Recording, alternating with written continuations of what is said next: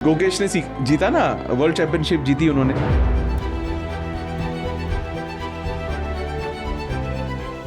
ठीक है, वो बार बार क्या बोल रहे हैं, मैंने पहले मैनिफेस्ट किया था। What do you want to do when you grow up? I want to become the youngest world chess champion. मैं यंगेस्ट वर्ल्ड चैंपियन बनूंगा।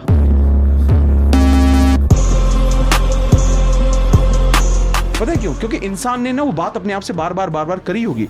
जब भी आप सुबह उठो, ग्लास में पानी लेना है, मग में पानी लेना है, आप क्या चाहते हो अपनी हेल्थ के साथ। मैंने पिछले 6 महीने में जितने लोगों ने आए और उन्होंने बोला कि मैंने अपनी लाइफ में ये सब मैनिफेस्ट किया, मैंने पिछले 13 साल में भी लोगों को ये समझ में आया कि मेडिटेशन मैनिफेस्टेशन से भी पावरफुल चीज़ है। जब आप मेडिटेटिव स्टेट में हो ना, तो आप जिंदगी में जो भी कुछ चाहते हो वो आपके पास आएगा ही आएगा, क्योंकि आपके पास सही लोगों को पहचानने की क्षमता है। आप कैसे होना चाहते हो वो ऐसे बनानी है जैसे वो हो चुके हो। जो होना चाहते हो वो हो चुके हो। जैसे कि मैं बहुत एनर्जेटिक महसूस कर रहा हूँ, ये एनर्जी आपने दी, इसको दी पानी को छू के, अब आप इस पानी को पिए। बेसिकली क्या होता है, जो पानी है, साल जो अपना एक बैंग के साथ शुरू करना चाहते हैं और नेक्स्ट ईयर के एंड तक अपने गोल्स अचीव करना चाहते हैं, उनके लिए कुछ प्रैक्टिसेस। नमस्कार, स्वागत है आपका लाइफ हो तो ऐसी के इस नए एपिसोड में। मेरा नाम है रमन और ये है डॉक्टर अमित कुमार जी के साथ हमारे कॉन्वर्जेशन का पार्ट 2। पार्ट 1 देखने के लिए पीएमसी हिंदी के यूट्यूब चैनल पे ज़रूर जाइएगा। और डॉक्टर अमित कुमार एक book coach, mindset coach, holistic law of attraction और मैनिफेस्टेशन कोच हैं। साथ ही साथ वो कॉर्पोरेट ट्रेनर भी हैं। और आज के एपिसोड में हमने बात की कि कुछ भी अचीव करने से पहले जो डर होता है कि हम फेल हो जाएंगे, उस फियर ऑफ फेलियर पे हम कैसे काम कर सकते हैं।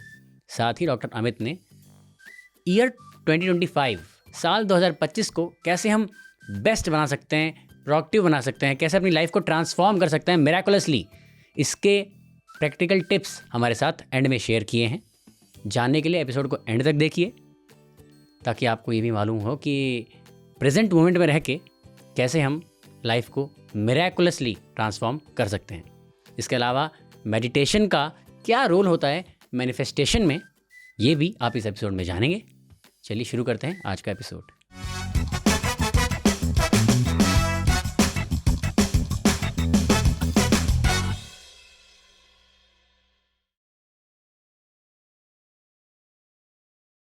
Sir, the magic of thinking big जो बुक है डेविड श्वार्ट्ज की, अगर उसकी बात करें, जैसे आपने अभी लास्ट एपिसोड में मीडियोकर थिंकिंग की बात की थी, तो अगर बड़ा सोचें भी तो करंट रिसोर्सेज जो भी अवेलेबल हैं वो कहीं ना कहीं चैलेंज बन के आते हैं, या यूँ कहें कि चैलेंज बनते हैं चाहे नहीं बनते हैं, फियर ऑफ फेलियर का कहीं ना कहीं बीज बो देते हैं। तो उस फियर ऑफ फेलियर से ओवरकम करने के लिए कोई टिप है आपके पास? देखिए, मैं एक चीज़ मैं बार बार मानता हूँ कि फियर ऑफ फेलियर बहुत ही कॉमन है, नॉर्मल भी है, होता भी है, ठीक भी है। क्योंकि हारना कौन चाहता है? कोई हारना नहीं चाहता। और क्योंकि बहुत बार क्या होता है ना कि आप जिंदगी में बहुत सारे मौके कई बार नहीं देती है।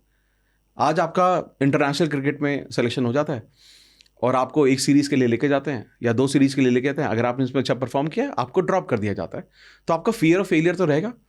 लेकिन मैंने ये समझा है कि अगर आपने उस प्रेशर को हैंडल कर लिया और आपका एटीट्यूड ऐसा बन गया कि मैं इसको हैंडल कर लूंगा और देख लेंगे यार, जो होगा अच्छे से करेंगे, तो मैं बार बार बोलता हूं कि आपको ऐसे लोग डेफिनेटली मिलेंगे जो ये बोलेंगे कि देख, ये 2 सीरीज तू खेल रहा है, इसमें कोई तेरे को ड्रॉप नहीं करेगा, तू जो कर सकता है कर। तो आपको अंदर से क्या भावना आएगी, अब तो मैं देख लूंगा। सिर्फ किसी की ये 2 लाइनें बोलने से ना आपका फियर ऑफ फेलियर खत्म हो जाता है। तो आपको ना बार बार जब आप फियर ऑफ फेलियर आता है, ये कई बार हमारे पास्ट कारणों की वजह से आता है, लेकिन आपको ये बार बार समझना पड़ेगा कि करेक्ट योरसेल्फ, कि जो आपका डर है ये आपको फेल करा देते हैं, और बहुत डर रहे हो तो ये आपको बार बार फेल कराते हैं। लेकिन जब आपने ये सोच लिया ना कि यार ठीक है यार, फेल होऊंगा लेकिन कुछ तो सीखने को मिलेगा, ये बहुत ही ज्ञान भरी लाइन है वैसे तो ये, कि यार जब आप फेल होते हो तो बहुत कुछ सीखते हो, लेकिन ये सबसे बड़ी रियलिटी भी यही है। और आज के टाइम में अगर आप फियर ऑफ फेलियर है तो आप कुछ कर ही नहीं पाओगे, आप कुछ नया सीख ही नहीं पाओगे। जो वो बोलते हैं ना कि परफेक्शनिस्ट जो लोग होते हैं वो लाइफ में सबसे कम काम क्यों करते हैं, सबसे कम प्रोजेक्ट को पूरा कर पाते हैं, लाइफ में बहुत ज्यादा सक्सेस को अचीव क्यों नहीं कर पाते? क्योंकि उन्हें हर चीज परफेक्शन से करनी है। परफेक्शनिस्ट कभी भी बड़े अचीवर नहीं बनते। 2-4 लोगों ने नाम अभी हो सकता है कमेंट में आ जाए, आमिर खान बहुत बड़े परफेक्शनिस्ट हैं। लेकिन आप मुझे एक बात बताओ, आमिर खान ने कुछ दिन पहले जो मूवी फेल हुई, जो लाल सिंह चड्ढा फेल हुई, उसके बाद उन्होंने ऑलमोस्ट बोल दिया था कि शायद मैं मूवी ना करूं। तो परफेक्शनिस्ट क्या होगा? वो कहेगा मैं तो एक और अच्छी मूवी बनाने की कोशिश करूंगा। तो ये डेफिनेशन नहीं है परफेक्शनिस्ट होने की। परफेक्शनिस्ट जो वर्ड है ये बहुत गलत वर्ड है, ये तो होना ही नहीं चाहिए किसी को। आपका थॉट ये होना चाहिए कि हर बार मैं क्या सीख रहा हूं, क्या मैं आगे बढ़ रहा हूं क्या। जो फियर है, जो आपका जो डर है, ये ना बेसिकली आप ना अपनी अचीवमेंट से एसोसिएट कर रहे हो डायरेक्टली कि मैं पास हो गया तो मेरा ये, नहीं हुआ तो मेरा ये। लेकिन आप ध्यान रखो, we are a part of a master plan. हम सब लोग ना कठपुतली की तरह काम कर रहे हैं। ठीक, हम सब लोग एक मास्टर प्लान का हिस्सा है, जहां भगवान देख रहा है कि कहाँ कठपुतली कौन सी प्लेस करनी है, क्या करना है। और भगवान से बड़ा जज तो कोई हो नहीं सकता।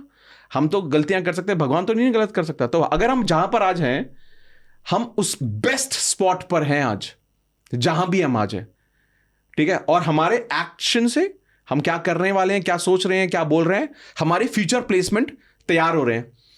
अभी गोकेश ने जीता ना, वर्ल्ड चैंपियनशिप जीती उन्होंने, ठीक है। वो बार बार क्या बोल रहे हैं, मैंने पहले मैनिफेस्ट किया था।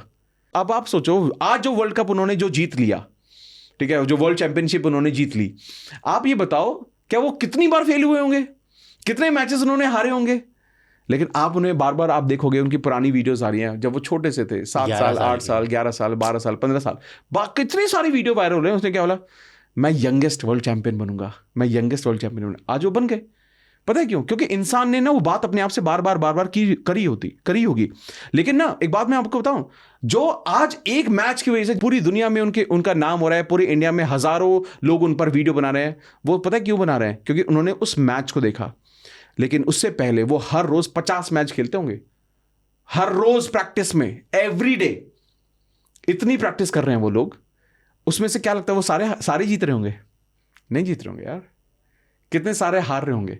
लेकिन उस इंसान ने सोच लिया होता कि मुझे सारे ही जीतने हैं तो ही मैं आगे बढ़ पाऊंगा। नहीं, इट इज ऑल, आप जितनी ज्यादा प्रैक्टिस करते हो, वो बोलते ना ये हमारी मेंटल मसल होती है, आप इसको जितना ज्यादा ट्रेन करते जाते हो उतना ज्यादा ये आपके सपोर्ट में काम करने लगती है। अगर आज आपको फियर है, मैं मानता हूँगा बिकॉज ऑफ एक्सपीरियंस, ये ठीक है। लेकिन आप जब तक नए बिलीव्स क्रिएट नहीं करेंगे, वो फियर जाएंगे ही नहीं। अब आप मुझे बताओ, आपको अंधेरे से डर लगता है, आप रोशनी में रह के अंधेरे के डर को निकाल सकते हैं? कभी नहीं। अंधेरे के डर से बाहर आने के लिए आपको अंधेरे में ही जाना पड़ता है। आपको हाइट से डर लगता है, आप हाइट पर ना जाके डर तो नहीं निकाल सकते। उस डर को निकालने के लिए आपको बार बार हाइट भी जाना पड़ेगा, कूदना ही पड़ेगा, चाहे थोड़ी सी हाइट हो। तो हर किसी को, अगर किसी को किसी चीज के बारे में डर लगता है, तो आपको ये ध्यान रखना है वो डर आपको और नीचे लेके जाएगा। लेकिन अगर आपको उससे तोड़ना है, उससे बाहर निकलना है, तो आपको उतनी बार वो ट्राई करना पड़ेगा, क्योंकि जितनी जल्दी आएगा उतनी ही जल्दी जाएगा। बहुत लोग, ये बहुत सारी जो कन्वर्सेशन है जिससे उन्हें डर लगता है, अपने पार्टनर के साथ, अपने लोगों के साथ, वो बात करने में भी कतराते हैं क्योंकि डर लगता है झगड़ा होगा। लेकिन ध्यान रखना, जब वो होगा तभी अच्छा होगा, एक उसके जो कॉन्सिक्वेंसेस तभी क्रिएट हो पाएंगे अच्छे वाले, जब वो चीज, वो रूट आप क्रॉस कर लोगे। तो मैं ये कहता हूं कि जो आपका डर है, फियर है फेलियर का, मैं कहता हूं कि आप ज्यादा बार फेल होने के बारे में सोचो और फेल हो जाओ कि यार मैं, डर लग रहा है मेरे को, एक काम करता हूं 50 बार फेल होकर देखता हूं क्या होता है, देखते हैं। आपका डर ही निकल जाएगा। आपको हाइट से डर लगता है, आप हाइट से कूदना चालू कर दो, आप कोई ऐसी एक्सरसाइज करना शुरू कर दो जहां पर वो जो बिलीफ है वो चैलेंज होता है, जहां पर कोचेस भी होंगे, गाइडेंस भी होगी, कूदने के लिए गद्दे भी लगाए गए होंगे। आप देखोगे थोड़े दिन में निकल जाएगा यार, मतलब दिनों में निकल जाएगा। फिर जब भी आपको फियर लगे, किसी भी फील्ड में आपको फियर है, आप उसको उतना ही ज्यादा करना शुरू करो। आपको ये पाएंगे कि थोड़े दिन पहले तक था, जिंदगी भर से था, अब खत्म हो गया अचानक से। तो ये मेरे को लगता है फियर ऑफ फेलियर ना, मुझे ऐसा लगता है लोगों ने ना एक्सक्यूज भी बनाया हुआ है, यार मुझे ना डर लग रहा है यार। डर जेन्युइन है, लेकिन ये एक्सक्यूज बेकार है यार, मत बनाओ। उतनी बार ट्राई करो, उतने अच्छे लोग मिलेंगे, उतनी अच्छी अपॉर्चुनिटी मिलेगी, रास्ते मिल जाएंगे कि वो फियर एक दिन निकल जाएगा। और आप कहीं पर बोल रहे होंगे यार एक दिन में से डरता था। अब एक दिन में, जब मैं स्कूल में था, मैं बिलो एवरेज स्टूडेंट हूँ, बिल्कुल बिलो एवरेज। मतलब बिलो एवरेज मतलब मैं आपको बताता हूँ, I was consistently scoring 45% 46% through out my school. इतना ही स्कोर किया है। मैं किताबें पढ़ना मेरे को बिल्कुल पसंद नहीं था, लेकिन मैंने उसको ब्रेक करके आज इतनी 700-800 किताबें पढ़ डाली ना, एक वक्त आया जब मैंने ब्रेक की, जब मेरे को रीज़न क्लियर हुआ क्यों पढ़ना है, किस तरह की किताबें पढ़नी है। पहले मेरे को आया कि फिक्शन पढ़ना चाहिए क्या, तो मुझे लगा फिक्शन में क्या है यार, क्यों पढ़ना है फिक्शन। आज मुझे समझ में आया है कि फिक्शन पढ़ना भी अच्छा है। अगर आप कुछ नहीं पढ़ रहे तो फिक्शन भी पढ़ लो। क्यों? आपकी कम्युनिकेशन बेटर होगी, आपकी लैंग्वेज पर ग्रिप अच्छी होगी, आप क्रिएटिव हो पाओगे। क्योंकि फिक्शन वाले बहुत क्रिएटिव होते हैं, क्योंकि वो इमेजिनेशन की दुनिया में जी रहे हैं। तो हर चीज़ का कुछ ना कुछ फायदा होता ही है, पर्सपेक्टिव है सिर्फ ये। लेकिन वो पर्सपेक्टिव चैलेंज किया मैंने, और मेरे फिर जब मैंने एक दो फिक्शन पढ़ी तो मुझे समझ में आया हाँ ये हेल्प तो करता है यार। तो मेरे पहले मैं ब्लंटली बताता कोई नहीं पढ़ेगा फिक्शन यार, सेल्फ इंप्रूवमेंट पढ़ लो, स्पिरिचुअल किताबें पढ़ लो, समझ में आएंगी। अब मैं बोलता हूँ कुछ भी पढ़ लो यार, हेल्प होगा। तो लड़ो उनसे, लड़ोगे तो जीत जाओगे।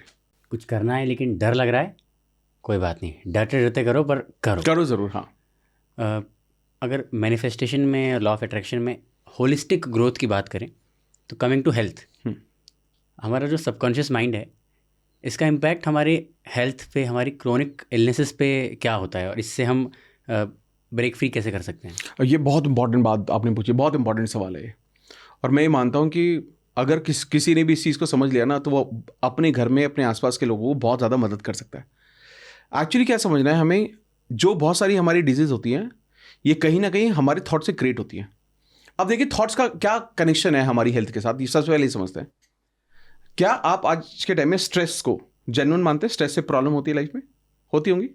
डिप्रेशन है, लोग सुसाइड कर लेते हैं। बहुत ज़्यादा डिप्रेशन, एंजाइटी होता है तो लोग अपना जो मेंटल बैलेंस है वो भी खो देते हैं। डिमेंशिया जैसी चीज़ें भी होने लगती हैं। अब ये सारी जो प्रॉब्लम है बड़ी बड़ी, ये कहाँ से क्रिएट हुई? थॉट से। सारे थॉट से आई सारी की सारी।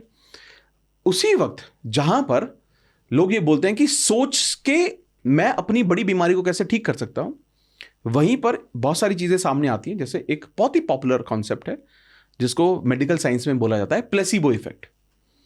प्लेसिबो इफेक्ट एक ऐसा एक्सपेरिमेंट है जिसने सबको बोल दिया कि भाई सब कुछ माइंड है, सब कुछ माइंड है, बाकी सब तो। आज के टाइम में बहुत सारी रील ऐसी वायरल होंगी जहां पर बड़े बड़े डॉक्टर क्या बोल रहे हैं कि मेडिसिन में ऐसी, स्पेशली एलोपैथी में ऐसी कोई मेडिसिन ही नहीं है जो बीमारी ठीक करती है। शुगर वो ठीक नहीं करती है, बीपी वो ठीक नहीं करती है, फिर भी लोग बोल रहे हैं खाओ खाओ खाओ खाओ खाओ। अब मेरा वो थॉट नहीं है, बट मेरा ये यहाँ पर ये कहना है, इसी की जगह मैं एक और चीज़ आपको बताता हूँ। दवाइयाँ रोकने की जरूरत नहीं है, लेकिन एक चीज़ करना शुरू करें आप सब लोग, वाटर टेक्निक करें। वाटर टेक्निक एक ऐसी बेहतरीन टेक्निक है, अगर किसी को भी किसी भी तरह का फिजिकली चैलेंज्ड है, कोई भी तरह की बीमारी है, मैं आपको बताता हूं कि आप इस वीडियो को, इस पॉडकास्ट को जब देख रहे हैं उसके 1 महीने बाद इसे कमेंट बॉक्स में आके आप बता देंगे। आपको क्या करना है, आप जब भी आप सुबह उठो, ग्लास में पानी लेना है, मग में पानी लेना है, ठीक है। पानी लेने के बाद आप इसको ना, आप क्या चाहते हो अपनी हेल्थ के साथ, हेल्थ के साथ है फॉर एग्जाम्पल आप कहते हो कि मेरी ना स्किन पर थोड़े से दाने हैं, ठीक है, या मेरी स्किन थोड़ी सी डार्क है, और या मैं ना बहुत, मेरे बाल हेयर फॉल हो रहा है, या मुझे किसी पर्टिकुलर जगह पर पेन है, मेरा स्टमक ठीक नहीं रहता, कॉन्स्टिपेशन है, मेरे घुटनों में दर्द रहता है, ठीक है, मेरे अंदर बहुत कम एनर्जी रहती है, तो कोई दिक्कत नहीं है। आप क्या बोलो, आप अपनी अफर्मेशन फॉर्म करो। क्या अफर्मेशन का मतलब है, आप कैसे होना चाहते हो वो ऐसे बनानी है जैसे वो हो चुके हो, जो होना चाहते हो वो हो चुके हो। जैसे कि मैं बहुत एनर्जेटिक महसूस कर रहा हूँ, मेरा बीपी बिल्कुल नॉर्मल है, शुगर लेवल बिल्कुल परफेक्ट है, मैं चल पा रहा हूँ, घूम पा रहा हूँ, भाग दौड़ कर पा रहा हूँ, बहुत अच्छी एनर्जी में हूँ। ये एनर्जी आपने दी, इसको दी पानी को छू कर, अब आप इस पानी को पी लो। बेसिकली क्या होता है, जो पानी है, पानी कैरीज मेमोरी। इस पर एक्सपेरिमेंट आपको किसी को भी यूट्यूब पर मिल जाएंगे, मासारू इमोटो। एब्सोल्युटली, ठीक है।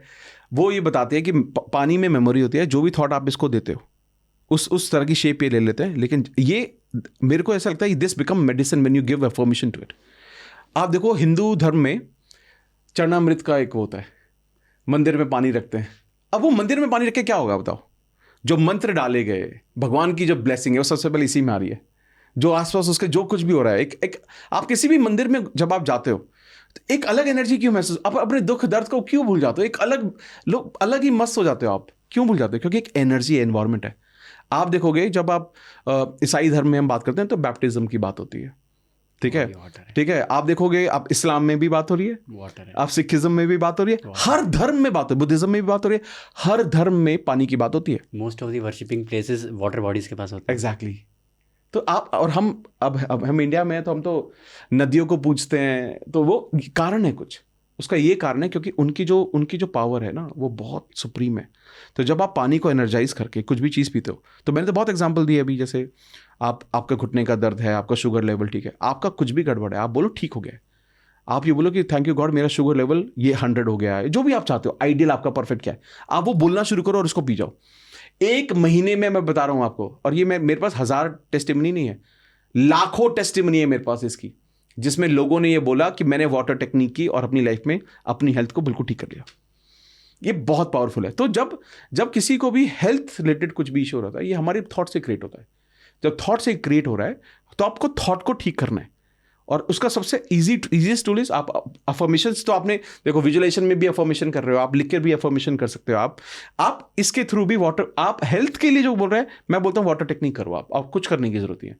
आप रोज दिन में 7-8 बार 10 बार पानी पीते हो, आप जितनी बार याद रहे कर लो। 4 बार याद रहेगा, 4 बार कर लो। अगर आप बाहर हो, आंख बंद करके नहीं बोल पाओगे, तो पीते पीते मन मन में बोल लो, जितनी बार कर सको कर लो। और आप देखोगे कि with in a month time लोगों के जो लोग कमेंट करके भर देंगे, मुझे पता है, गारंटी देता हूं मैं इस बात की, लोग बोलेंगे कि यार ये क्या कर दिया यार, कभी नहीं सोचा था। हाँ, दवाइयां मत करना, उसको चलने दो, लेकिन आप देखोगे डॉक्टर के पास जब अगली बार जब टेस्ट कराने आप जाओगे, तो कहेगा यार आप डोज कम कर देते हैं यार इसको, तो अब तो आपका ठीक चल रहा है सब कुछ। तो जब आप ये देखोगे, तो आपको ये समझ में आएगा कि यार हम कहीं ना कहीं ये सारी चीज़ें माइंड से तो क्रिएट कर रहे हैं। प्लेसिबो इफेक्ट क्या था? प्लेसिबो इफेक्ट भी तो यही तो है, सब चीज़ें यही हैं। जब डॉक्टर ने बोला एक मीठी गोली, एक एक्चुअल गोली, एक 1000 लोगों को मीठी गोली दी गई, सेम पेशेंट्स को 1000 लोगों को वो एक्चुअल मेडिसिन दी गई। जब रिकवरी रेट को देखा गया, क्योंकि जब वो मीठी गोली दी गई थी, वो बोला गया था कि दुनिया के सबसे बड़े डॉक्टर ने बनाई है और ये इसकी रिकवरी 100% है। तो जिन्होंने इस दवाई को लिया उनको बिलीफ हो गया, अच्छा ये तो मैं बिल्कुल ठीक हो जाऊंगा। दोनों ग्रुप में रिकवरी रेट वो सेम। सोचो आप।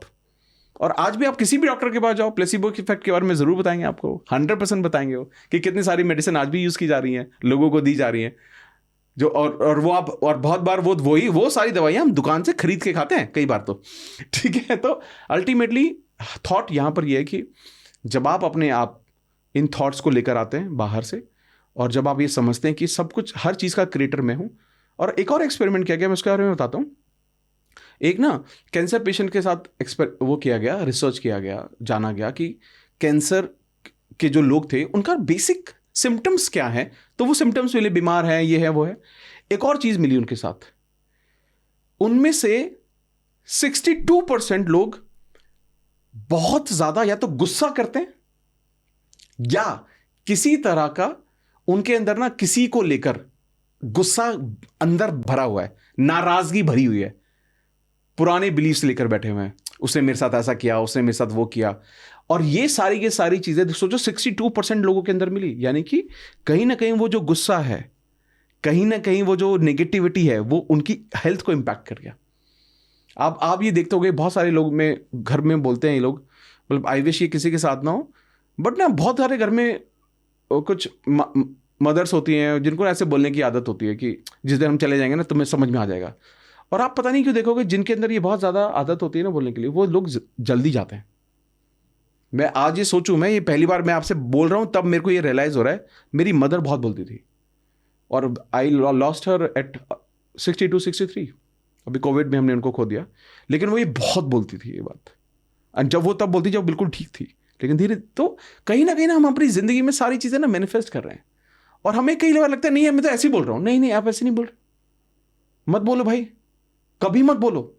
जो चाहिए वो बोलो।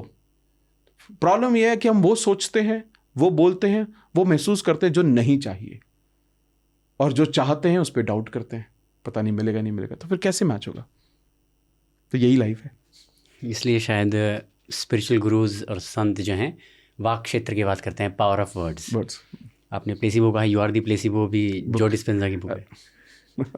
सर, अफर्मेशंस और मंत्रा का जैसे अभी जिक्र किया आपने, तो मंत्रा और गुरु ये शब्द तो खैर ऐसे हो गए कि आजकल finance Guru, business Mantra, but English word बन गया कहीं ना कहीं। बट क्या मंत्र यानी ऐसे रिपीटेटिव चैंट्स होते थे जिनका कोई मीनिंग है, पॉजिटिव इम्पैक्टफुल मीनिंग है, और अफर्मेशंस में पॉजिटिव मीनिंग है और रिपीटेटिव कर रहे होते हैं हम, क्या कुछ कनेक्शन है इसका? एब्सोल्युटली। आप देखिए हर मंत्र जो है, जो भी जप बनाया गया, ठीक है, वो एक अलग एनर्जी पे ले जाता है आपको। आप कुछ मत करो, सबसे बड़ा मंत्र को बोलते ओम। आप ओम जप करके देख लो एक हफ्ता, आपको ना वो एक ऐसी एनर्जी पर लेके जाता है। तो आप जिस भी धर्म को मानते हो, जिस भी भगवान को मानते हो, आप उसी से जुड़ा मंत्र या जप या उनकी आरती करना शुरू कर दो, वो आपको एक अलग एनर्जी पे ले जाएगा। मैं हनुमान जी को बहुत मानता हूं, मैं जब भी उनकी आरती करता हूं या हनुमान चालीसा पढ़ता हूं, मैं हमेशा रोता हूं, पता नहीं क्यों। मेरे को हमेशा, मैं इमोशनल महसूस करता हूं बहुत ज्यादा। अब ये इमोशन, जब ये भाव आते हैं ना, और बहुत सारे लोग करते होंगे, ठीक है, तो ये क्या कर रहे हैं ना, ये आपकी एनर्जी दे रहे हैं, और ना ये वापस से ना आपको अलग से आपको महसूस होता है कि देयर इज समबडी, एक सुप्रीम पावर है। क्योंकि ना जब आपके पास गुरु होते हैं, तो गुरु क्या है? गुरु साक्षात भगवान का ही रूप है, ठीक है, क्योंकि भगवान हर किसी तक नहीं पहुंच सकते, तो आपको भगवान बहुत बार आपको गुरु दे देता है, ठीक है। तो गुरु, मैं बोलता हूं कि जो क्लोजेस्ट भगवान है, या तो वो आपके माता पिता है या आपके गुरु हैं। जब आपके पास गुरु होते हैं या माता पिता होते हैं ना, तो वो जब एनर्जी आप उनके एसोसिएशन में आते हैं और वहां स्पिरिचुअल एक्सचेंज होता है, तो आप एक ऐसे लेवल पर पहुंच जाते हैं ना, जहां आपकी ना, जो मैं तो ये बोलता हूं कि उनके साथ थोड़ा बिताया हुआ वक्त ही मंत्र है, जाप है, ठीक है। आप उनकी बातें ही आपके लिए जप बन सकती हैं, ठीक है। उनकी कही हुई कुछ ऐसी बातें जो आप जिंदगी भर पकड़ के रखना चाहते हैं, फॉलो करना चाहते हैं। और आप देखिएगा कि जितनी भी हमने बात की, ये तो मैं एक मॉडर्न तरीके से बता रहा हूं, लेकिन इन सब का स्पिरिचुअल मीनिंग है। और बहुत सारे गुरु, मतलब लोगों ने ना, जैसे आपने बोला पावर ऑफ वर्ड्स, वाक शक्ति के बारे में आपने बोला, इस पर कई किताबें, एक नहीं, इसी पे कई किताबें लोगों ने लिख दी हैं, एक ही गुरु ने। तो क्या है कि हम ये जो एनर्जी ना बार बार क्रिएट कर रहे हैं, हम वो बार बार उस एनर्जी का एक्सचेंज कर रहे हैं। तो जब आप कोई भी मंत्र या कोई भी जप करते हैं, पहले तो उनका एक मीनिंग होता है। ऐसा कुछ भी नहीं है कि बिना मीनिंग के उन्होंने कुछ भी निकाल दिया, नहीं, there is a meaning to it. Plus उनका एक एनर्जी लेवल, एक फ्रीक्वेंसी पर रेडिएट करते हैं वो। और जैसे आप उन जप को करना शुरू करते हैं, आप देखेंगे कि आप धीरे धीरे अपने आप को उस लेवल तक लेके जाते हैं। बहुत सारे लोग स्पिरिचुअल होने को, रिलीजियस होने को मिक्स कर देते हैं, हालांकि ये दोनों अलग अलग चीजें हैं। स्पिरिचुअल लोग जरूरी नहीं है कि वो रिलीजियस भी हों, लेकिन मैं मानता हूं कि आप अगर रिलीजियस हो तो आप स्पिरिचुअल भी हो सकते हो, या स्पिरिचुअल हो तो रिलीजियस भी हो सकते हो, बट ये कनेक्टेड नहीं है। हालांकि आप रिलीजियस एक्टिविटी करते हुए जब आप उनका मीनिंग समझते हो, सब चीजें समझते हो, तो आप स्पिरिचुअलिटी की तरफ भी चले जाते हो धीरे धीरे। क्योंकि आज के टाइम में जैसे बहुत सारे लोग होते हैं, मैं देखता हूँ जब मंदिर में होते हैं कि वहाँ पर आरती चल रही होती है, यहाँ पर फ़ोन पर टाइप कुछ कर रहे होते हैं, अच्छा मैं सुन रहा हूँ, फ़ोन पर टाइप कर रहे होते हैं। घर में पूजा कर रहे होते हैं, वो घर में पूजा करते करते पीछे से कुछ कुरियर वाला आ रहा होता है, उसको बोलते हैं वो रख दो, और यहाँ पर वो जप कर रहे हैं, सब चीज़ें चल रही हैं। तो ये नहीं है रिलीजियस होना, तो ये आप ध्यान में ही नहीं हो। तो जब आप कुछ भी रिलीजियस एक्टिविटी करते हो, वो तो आपको मेडिटेटिव स्टेट में भी लेके जाता ना। आप एक अलग ऑरा पर होते हो, अलग फ्रीक्वेंसी पर होते हो, कहाँ पता नहीं आपको थोड़ी देर तक महसूस ही नहीं होता, यार ये कहाँ हूँ मैं। और आपको हमेशा, मुझे लगता है कि भगवान का जो आशीर्वाद है, या आप भगवान बोलना चाहें, सुप्रीम पावर बोलना चाहें, माँ बाप बोलना चाहें, गुरु बोलना चाहें, उनका ना आशीर्वाद आप पर बना रहता है हमेशा। जी सर, जैसे आपने एक बहुत बहुत पावरफुल लाइन बोली कि अपने गुरु के साथ थोड़ा समय बिताना वो ही ध्यान है। और पीएसएसएम में ऐसा बिलीव किया जाता है कि हमारी श्वास ही हमारी गुरु है, हमारी ब्रेथ ही हमारी गुरु है। जब हम ब्रेथ के साथ टाइम स्पेंड करते हैं, that is breath meditation, mindful breathing, तो उससे थॉटलेस हो जाते हैं। तो नेक्स्ट क्वेश्चन ये है कि जब हम थॉटलेस होते हैं या मेडिटेशन करते हैं, क्या मेडिटेशन मैनिफेस्टेशन की प्रोसेस में भी हेल्प करती है? और अगर करती है तो कैसे? मतलब क्या इसका कुछ हम लॉजिकल माइंड वालों को हम कुछ समझा सकते हैं? ये बहुत अच्छा सवाल है, क्योंकि मैं मॉर्निंग में एक प्रोग्राम करता हूँ। मैं रोज़ ना मेडिटेशन कराता हूँ लोगों को, सुबह 5:30 से 6:30 1 घंटा लाइव मेडिटेशन करते हैं हम। It's a combination of meditation and manifestation. ये कॉम्बिनेशन मैंने पहली बार ट्राई किया, ऑनेस्टली बताता हूँ। मैं मेडिटेशन के बारे में बहुत बात करता आ रहा हूँ हमेशा से, मैनिफेस्टेशन के बारे में अलग अलग बात करता आ रहा हूँ, मैंने कभी कंबाइन नहीं किया था इसको। तो बट मुझे कुछ वक्त पहले मैं किसी से मिला तो उन्होंने कहा कि आपको ये करना चाहिए, सिखाना चाहिए लोगों को, सिखाओ लाइव। तो मेरे को समझ में नहीं आया कि मैं क्या बात करूँगा। तो फिर मैंने ये सोचा कि काम करते हैं, मेडिटेशन के साथ शुरुआत करते हैं। तो हमने क्या किया, हमने 1 घंटे की सेशन में 45 मिनट्स मेडिटेट किया, अलग अलग तरह की मेडिटेशन की, कभी हार्टफुलनेस मेडिटेशन की, कभी ब्रीद वाली की, कभी हमने विपश्यना को किया, हमने योग निद्रा की, हमने अलग अलग चीज़ें की उस वक्त, और मन को शांत कर लिया। अब मन है ना बिल्कुल शांत है। अब आपको ये सही गलत में फ़र्क समझ में आ रहा है। बेसिकली मेडिटेशन का ऑब्जेक्टिव क्या है? मेडिटेशन इज़ नॉट अबाउट कि आपके मन में ज़ीरो थॉट हो। Meditation is about awareness.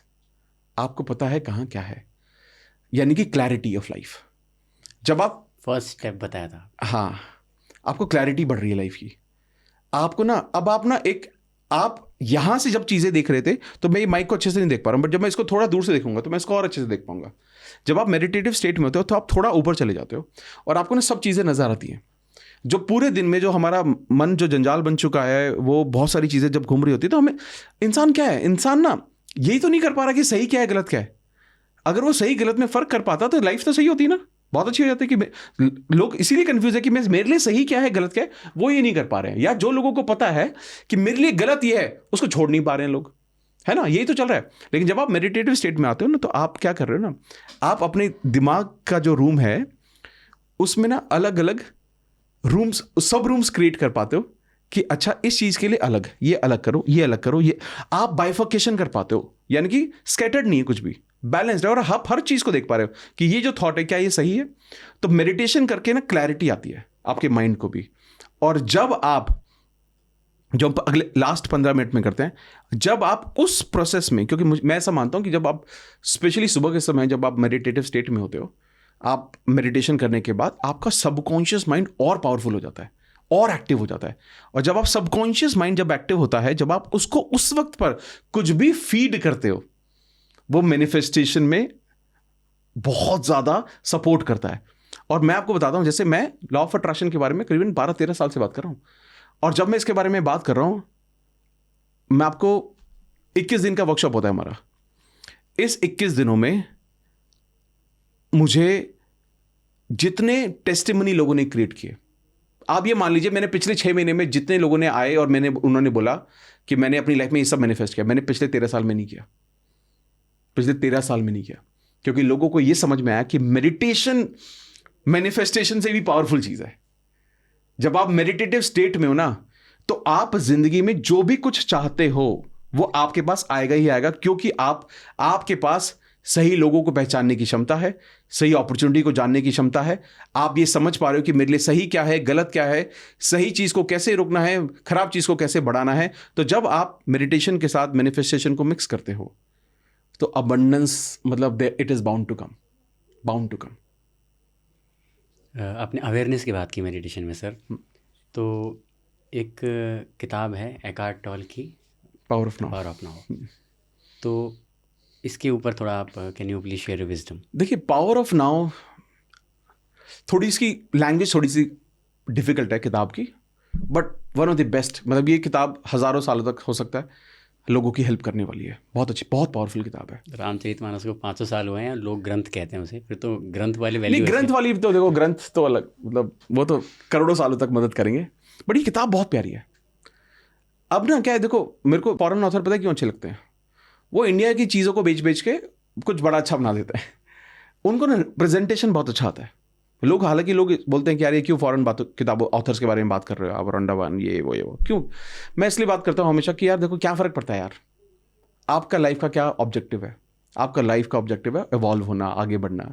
किसने लिखा मैं भगवत गीता को पढ़ के लाइफ में सही मार्ग पर चला हूँ, या मैं सीक्रेट को पढ़ के, इससे क्या फ़र्क पड़ता है। मैं आज सही कर रहा हूँ ना, आपको मेरे आज के कर्म ठीक लग रहे हैं, सब कुछ है, तो भगवान, ये हो सकता है वो उसी भगवान ने मुझे वो दी हुई ना किताब। नेशनैलिटी या कम्युनिटी इंसानों की होती है, विजडम की थोड़ी होती है। और उनमें ये खूबसूरत बात है कि उनको ना चीज़ों को आसान करना आता है।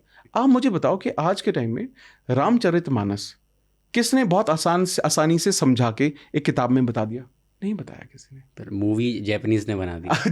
देखिए आप, अब तो यही सारी चीज़ें हैं, तो इसलिए कोई दिक्कत नहीं है। हालांकि मैं मानता हूँ जैसे भगवत गीता है, भगवत गीता के बारे में बहुत सारे गुरुज ने उसको बहुत आसान भाषा में हिंदी में इंग्लिश में बता दिया है। लेकिन बहुत सारे उपनिषद हैं, ये सब वेद हैं, ये इसके बारे में अभी भी बताया नहीं गया है, जो कि बताना चाहिए। अब हम उतने इवॉल्व नहीं है जो हम ये कर सकें। तो कोई ना कोई आई एम श्योर गुरु आएंगे जो सब मेरे पॉडकास्ट सुनेंगे। आई विश कोई सुने, तो वो इसको ज़रूर करें। मैं तो चाहता हूँ लोगों को इस अलग अलग माध्यम से पहुँचना चाहिए। लेकिन जब हम पावर ऑफ नाउ के बारे में बात करते हैं, पावर ऑफ नाउ क्या है? पावर ऑफ नाउ ये बताता है कि आज में रहो, अवेयर रहो। हमारा थॉट क्या है? एक ऑब्वियसली सब लोग काम कर रहे हैं, एक ना बहुत फेमस टर्म है जिसको बोलते हैं मल्टीटास्किंग। अगर आप मल्टीटास्क नहीं कर पा रहे हो तो आप लाइफ में कभी कुछ सक्सेसफुली नहीं कर सकते। मुझे लगता है सबसे बड़ा जो ट्रैप है वो मल्टीटास्किंग का ट्रैप है। लेकिन ना मल्टीटास्किंग भी ना लोग अलग तरीके से समझते हैं। मल्टीटास्किंग का मतलब ये नहीं है कि आप बात भी कर रहे हो, मैं आपसे पॉडकास्ट भी कर रहा हूँ, मैं मेरा ध्यान यहाँ पर फ़ोन पर भी है, मैं पानी भी पी रहा हूँ, मैं वहाँ पर टीवी भी देख रहा हूँ, ये मल्टीटास्क है। मल्टीटास्क का एक्चुअली मतलब क्या है ना, एक वक्त पर एक काम करो, वो माइंडफुलनेस हो जाता है मल्टीटास्क का। तो जब आप मल्टीटास्क को माइंडफुलनेस में कन्वर्ट करते हो, वो स्पिरिचुअलिटी में आ जाता है। मतलब आपको क्या करना है ना, एक वक्त पर दो काम करने ही नहीं है। जैसे कि जब आप फोन पर किसी से बात कर रहे हैं, आपको ईमेल टाइप करनी ही नहीं है, आपको टीवी देखना ही नहीं है, आपको कोई किताब पढ़नी ही नहीं है, आप सिर्फ फोन पे बात करेंगे। आप जब खाना खा रहे हैं, आप टीवी नहीं देखेंगे, आप किसी से बात नहीं करेंगे, आप सिर्फ खाना खाएंगे। आप किसी से बात कर रहे हैं, आप किसी और चीज पर ध्यान नहीं देंगे, उसी इंसान से बात करेंगे। आप जब वॉशरूम जा रहे हैं, फोन बाहर छोड़ के जाएंगे, सिर्फ वॉशरूम के लिए जाएंगे। आपको अपनी जिंदगी से जब आप मल्टीपल चीजें एक वक्त पर हटा देते हो तो आप प्रेजेंट में आ जाते हो। प्रेजेंट में आने का मतलब है आप अवेयर हो कि क्या हो रहा है। आप खुद ये सोचो, मतलब एक बहुत अलग एग्जांपल है, आप वॉशरूम गए, आप पॉट पर बैठे हुए हो, अब आपके पास फोन नहीं है, आप क्या करोगे? आप सामने वाली दीवार को देख रहे होगे, इसमें किस तरह का वो है। आप बेसिकली ना हर चीज को बारीकी से देखने लगोगे। आज के टाइम में क्या है, लोग, आप टीवी देख रहे हो घर में, आप बच्चे के साथ बैठ के टीवी देख रहे हो, अब आप फोन पर भी लगे हो, तो ना आप टीवी देख रहे हो ना आप फोन पर हो। अरे फोन इंपॉर्टेंट है, टीवी पॉज कर दो यार, मल्टीटास्क बिल्कुल बंद कर दो। तो जो पावर ऑफ नाउ किताब है, उसका सार ये है कि प्रेजेंट में रहो। और जब आप प्रेजेंट में रहते हो तो आप ये देखोगे, जो लोग, जो बच्चे, जो स्टूडेंट्स हैं, जब इस सीक्रेट को समझ जाते हैं कि प्रेजेंट में रहना कितना इंपॉर्टेंट है, जो बच्चा 6 घंटे की पढ़ाई के बाद जो समझ सकता है, वो 2 घंटे में सीख जाता है। अब ये फायदा ही तो है, अब उसके 4 घंटे बच गए, अब वो और पढ़ सकता है और अच्छा स्कोर कर सकता है। लेकिन क्या होता है कि हमारा जो नेचुरल अस है, जो हम नेचुरली जैसे हैं, हमें ये अलाउ नहीं करता एक वक्त पर एक काम करने के लिए। हम बेचैन हो जाते हैं, बहुत देर से अभी हम कुछ नहीं मिल रहा, हम खाली हो गए हैं, अचानक से हम क्या करेंगे, फोन उठाएंगे। अब आप सोचो, आप फोन उठाकर आप क्या कर रहे हो? आप इंस्टाग्राम पे जाते हो, आप सिर्फ स्क्रॉल कर रहे हो, आप 10 मिनट फोन पर रहते हो। वैसे तो 10 मिनट रहते नहीं, लोग घंटों भर रहते हैं, बट 10 मिनट में आप कितनी स्क्रॉल करते होगे? Nothing less than 30 reel scroll होती है 10 मिनट के अंदर, क्योंकि हर रील आप 1 मिनट की होती नहीं है, हर रील आप 1 मिनट तक देखते भी नहीं हो। 10 सेकंड देखोगे, कुछ 5 सेकंड देखोगे, कुछ काम करोगे तो पूरी देखोगे। यानी कि 30, 40, 50 थॉट प्रोसेस आपको 10 मिनट में मिल गए। उसके बाद आपके दिमाग का क्या हुआ? कुछ भी नहीं। आप हो गए बेचैन, फिर आप बैठते हो काम करने। आपने सोचा कि मैं फ्रेश होकर जाता हूं, माइंड फ्रेश हो जाएगा, फिर काम पर बैठूंगा। आप तो माइंड खराब करके बैठे हो। खुद सोचो, मैंने एक बहुत अच्छी बात सुनी थी, जे शेट्टी जो ऑथर भी हैं, बहुत अच्छी बात करते हैं, स्पिरिचुअली भी बहुत इवॉल्व्ड है, बहुत प्यारी बात करते हैं वो। तो मैंने उनका एक पॉडकास्ट सुना, उन्होंने बोला कि अचानक से ये सोचो, अब जब सुबह उठते हो, आपके रूम में अचानक से 100 लोग आ जाते हैं, कैसा महसूस करोगे? आप बेडरूम में हो, अपनी वाइफ के साथ लेटे हुए हो, नींद, आंख खुलती है, 100 लोग आपको घूर कर देख रहे हैं, आप कैसा महसूस करोगे? आपको यार क्या, ये तो अजीब सा हो जाएगा बहुत, ये तो कर रहे हो आप बेड से उठते हो, फोन पे स्क्रॉल करना शुरू कर देते हो, आप अगले 15-20 मिनट में 100 रील स्क्रॉल करते हो, तो बेसिकली आप माइंड को तो वही कर रहे हो। तो बेसिकली देखा जाए तो हम किस डायरेक्शन में जा रहे हैं हम, तो अगर हम अवेयर हो जाए, ये सब काम जरूरी है, मैं मानता हूं। ऑफिस में आपको ईमेल भी करना है, क्लाइंट भी हैंडल करना है, कस्टमर सर्विस भी देखना है, बॉस के साथ मीटिंग भी, बिल्कुल सही है। उस वक्त आप कुछ और नहीं करेंगे, एक वक्त पर एक काम करेंगे। और रिसर्च तो यही बताती है ना, जब आप मल्टीटास्किंग करते हैं तो 52% चांसेस ज्यादा होते हैं उस चीज में मिस्टेक होने के। तो फिर तो यानी कि आप गलतियां भी कर रहे होंगे। अगर आप गलती करते हैं तो उसको करेक्ट करने में ज़्यादा टाइम लगता होगा, यानी कि आपको अल्टीमेटली ज़्यादा टाइम ही लग रहा है। तो बेटर है एक वक्त पर एक काम कर लो। तो अगर आप पावर ऑफ नाउ किताब को पढ़ेंगे तो आपको ये समझ में आएगा कि भाई अगर मैं ये सोच रहा हूं कि मैं तेज चल रहा हूं, बट मैं तेज नहीं चल रहा हूं, मैं अपनी लाइफ को और डीले कर रहा हूं। तेज चलना है, आज में रहो, अभी में रहो। अगर मैं यहां ये सोचने लगूं कि यार मुझे इसके बाद जाना भी है, मुझे मेरा एक और पॉडकास्ट है, मेरा ध्यान वहां रहेगा, तो यहां भी क्या करूंगा मैं, यहां भी अच्छा नहीं होगा, वहां वाला भी खराब होगा। बाद में जब यहां से चला जाऊंगा तो मैं ये सोचूंगा यार ये अच्छा नहीं हुआ यार, मजा नहीं आया यार, कुछ और हो सकता था। तो ना मैंने ये अच्छा किया ना मैंने वो अच्छा किया, फिर अब हम लाइफ ऐसे ही लीड करते हैं फिर बहुत बार। तो जहां हो वहीं रहो। सर इससे एक मेरे क्वेश्चन आया, जैसे फॉर एग्जांपल मैंने फ़ोन उठाया था किसी को पर्टिकुलर कॉल करने के लिए, वो मैं भूल चुका हूँ क्योंकि मैं नोटिफिकेशन देख देख के अब माइंड का चैटर जो है वो इंक्रीज इतना हो गया है। करेक्ट है। हमने बात की जोसेफ मर्फी के सबकॉन्शियस माइंड की पावर पे, हमने बात की अभी कर रहे हैं एकार्ट टोल के पावर ऑफ नाउ पे। Power of subconscious mind and power of now, इन दो सुपर पावर्स को अगर हम अलाइन करें, हम सबकॉन्शियस माइंड को कैसे ट्रेन कर सकते हैं नाउ में रहने के लिए? देखिए इसके लिए ना कुछ मुझे लगता है कुछ ट्रेनिंग की ज़रूरत है। ट्रेनिंग भी आप कुछ प्रैक्टिसेस फॉलो करने चाहिए हर किसी को। पहला, आपने देखा होगा मेरा फ़ोन ऑन है, एक भी नोटिफिकेशन आया, एक भी नोटिफिकेशन नहीं आया, कोई भी नोटिफिकेशन नहीं आएगा। इसमें सिर्फ 2 नोटिफिकेशन ऑन है, पहला है व्हाट्सएप का और दूसरा है मेरा कॉल का, और कोई नोटिफिकेशन नहीं आएगा। मेरी सबको टीम को पता है कि मैं एक पॉडकास्ट में हूँ, तो कोई मुझे मैसेज भी नहीं करेगा, व्हाट्सएप पे भी पिंग नहीं करेगा। तो मैंने क्या किया हुआ है, मैंने जो इररिलेवेंट अननेसेसरी नोटिफिकेशन को ऑफ किया हुआ है।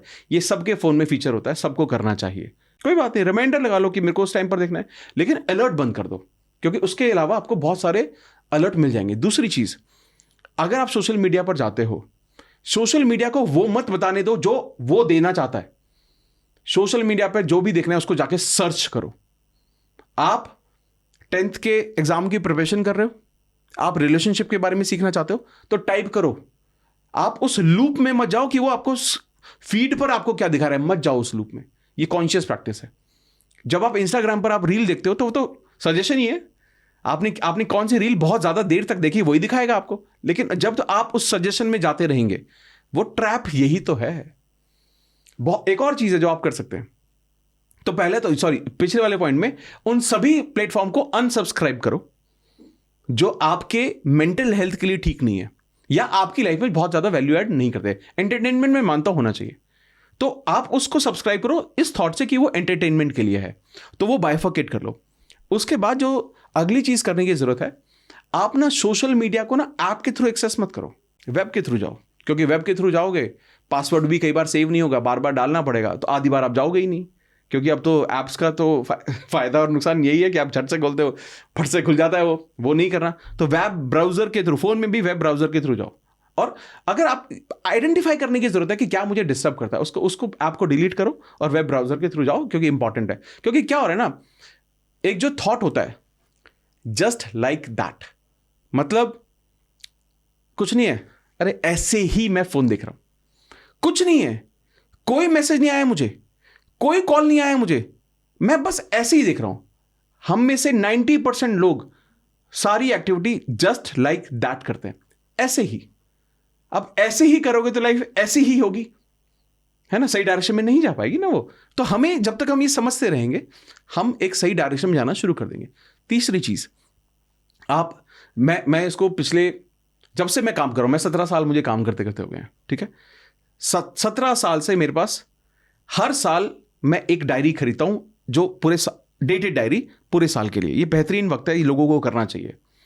मेरे को ना एक दिन पहले पता होता है कि मुझे अगले दिन क्या करना है।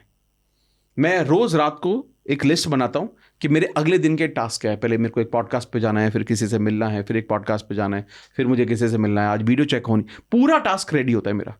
मेरे दिन में 12 से 15 टास्क होते हैं जो मेरे डिफाइंड होते हैं कि मेरे को रोज करने हैं, अब फिक्स होते हैं वो सारे। कुछ रिपीटेटिव होते हैं, कुछ नॉन रिपीटेटिव होते हैं जो नहीं होते हैं। मैंने जब से ये प्रैक्टिस करना शुरू की ना, मेरे माइंड में ना उजाला बनना बंद हो गया है। जैसे बहुत सारे लोगों को लगता होगा, अरे यार मेरे को तो बहुत सारा काम रहता है, जो ऑफिस में काम करते हैं। मैं आपको गारंटी देता हूं, जिनको ये महसूस होता है ना कि मेरे को इतना सारा काम करना पड़ता है, मेरे को समझ में नहीं आ रहा है, मैं उलझ गया हूं, क्या क्या सब करूंगा, आप अपने टास्क लिस्ट बनाने शुरू कर दो। आपको ये लगेगा कि 15 में से तो 10-12 प्यार से हो ही जाते हैं यार। वो क्योंकि ना आपने क्या किया ना, वो सारे थॉट्स को आपने एक पेपर पे डाल दिया। हम क्या कर रहे हैं ना, हम अपने ब्रेन की पावर को ना अननेसेसरी थका रहे हैं। आपको अपने काम याद करने की जरूरत क्यों है? उसको किसी इंपॉर्टेंट काम में लगाओ।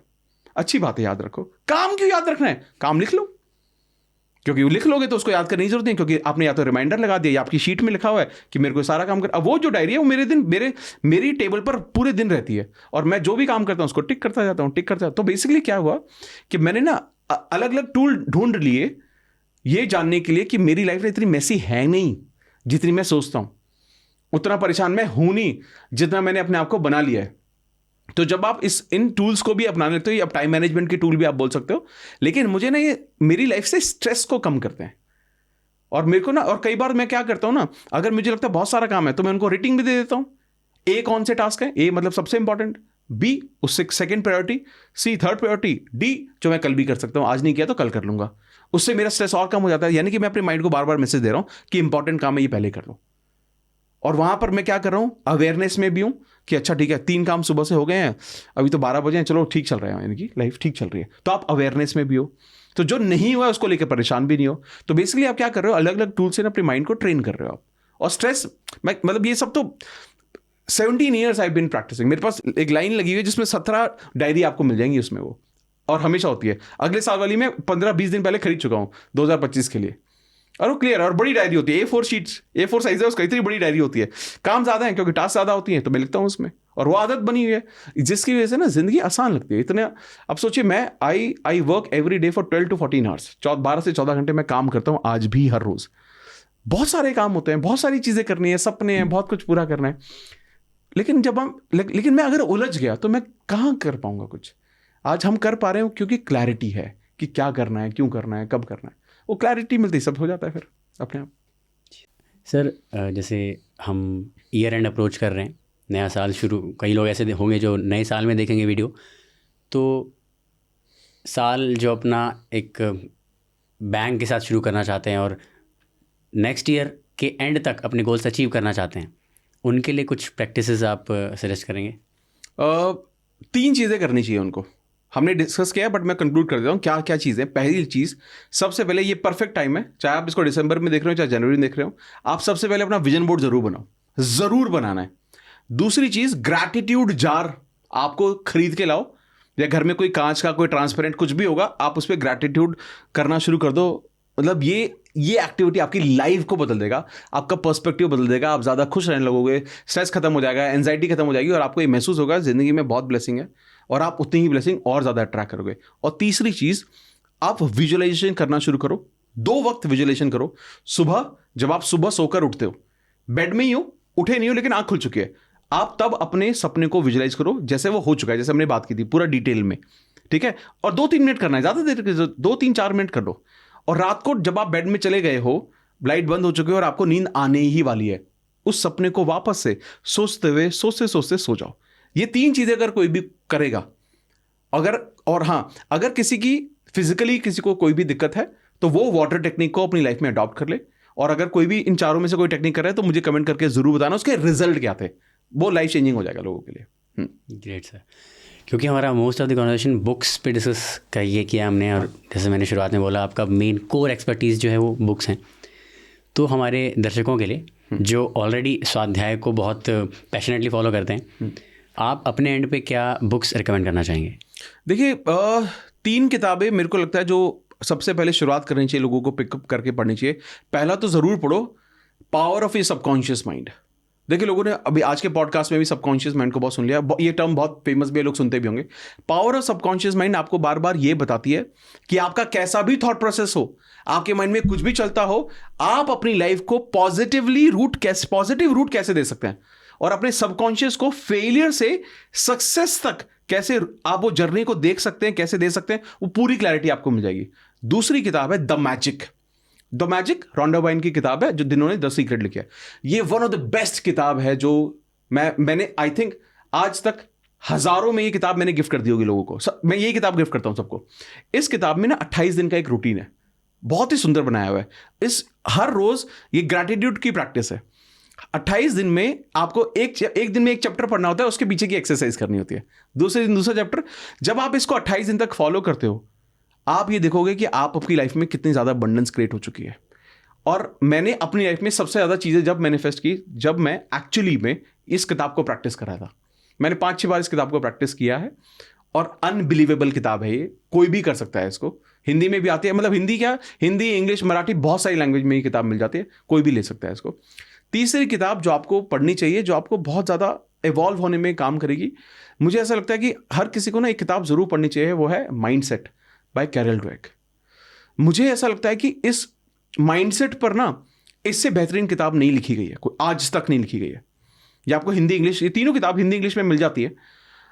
अगर ब्रेन को समझना है, अपने माइंडसेट को आपने समझ लिया ना, तो आप अपने कॉन्शियस को भी समझोगे, अनकॉन्शियस को भी समझोगे और सबकॉन्शियस को भी समझोगे। और जब आपने इन तीनों को समझ लिया, तो आप एक ऐसे लेवल पर पहुंच जाओगे जब आप ये बोलोगे कि यार मैं ना दुनिया का सबसे बड़ा मैनिफेस्टर बन चुका हूं, मैं जो चाहता हूं ना वो ऐसे आ जाता है मेरे पास, चुटकियों में आ जाता है, बिना मेहनत किए भी लोग बोलेंगे कि बिना मेहनत किए आ जाता है। अगर आप ये तीनों किताबें अगर किसी ने कवर कर दी, शुरुआत करो इससे, और उसके बाद अगर आपने तीनों किताब खत्म कर दी तो बहुत सारी और भी किताबें हैं, बट 2025 की शुरुआत इन तीनों किताबों से करो, आप लाइफ में बहुत बदलाव देखोगे। Thank you so much sir. हमारे व्यूअर्स के लिए कोई फाइनल मैसेज आप देना चाहेंगे? देखिए, फाइनल मैसेज मेरा ये रहेगा कि अगर आपको कहीं पर भी ऐसा महसूस होता है कि मेरे को सेल्फ डाउट है, मैं लाइफ में बड़ा कर पाऊंगा या नहीं कर पाऊंगा, आप हमेशा याद रखना, अगर आपका इस धरती पर जन्म हुआ है, आप अगर इस धरती पर हैं, तो ध्यान रखिएगा, आप लाइफ के सभी अबंडेंस को डिजर्व करते हैं, इस धरती के सभी सुख को डिजर्व करते हैं, इसीलिए आपका जन्म हुआ है। आपको जो कुछ भी चाहिए वो कहीं ना कहीं मौजूद है। आपको बड़ी गाड़ी चाहिए, मौजूद है, बड़ा घर चाहिए, कहीं ना कहीं मौजूद है, सिर्फ वो आप तक नहीं पहुंची है। और वो आप तक क्यों नहीं पहुंची है? क्योंकि उसकी वाइब्रेशन, उसकी एनर्जी अलग जगह है, आपकी एनर्जी अलग है। लेकिन जब आप अपनी एनर्जी, अपनी वाइब्रेशन को उस लेवल तक लेकर आते हैं, तो आप उन सब चीज़ों को मैनिफेस्ट कर लेते हैं। तो मैं ये बोलता हूं कि आप हर सुख के अधिकार रखते हो, हर सुख को अपनी लाइफ में मैनिफेस्ट कर सकते हो। इट इज जस्ट दैट आप वहां तक नहीं पहुंचे हो। खुद पे विश्वास करो, बहुत सारी मेहनत करो, बहुत सारा अट्रैक्ट करो, आप लाइफ की हर अबंडेंस को अचीव कर सकते हो। Thank you so much sir हमारे साथ जुड़ने के लिए। Thank you so much. तो ये था डॉक्टर अमित के साथ हमारे कॉन्वर्जेशन का पार्ट 2। अगर आपने एपिसोड टीवी पे देखा है तो पीएमसी हिंदी को यूट्यूब पर भी सब्सक्राइब कीजिए, और अगर यूट्यूब पे देख रहे हैं तो डाउनलोड कीजिए पीएमसी का ऐप। आप पीएमसी ऐप डाउनलोड कर सकते हैं गूगल प्ले स्टोर या एप्पल ऐप स्टोर पे जाके। और एक बात याद रखिए कि हमें ज़िंदगी काटनी नहीं, जीनी है, और ऐसे जीनी है कि लोग बोलें लाइफ हो तो ऐसी। देखते रहिए पीएमसी हिंदी।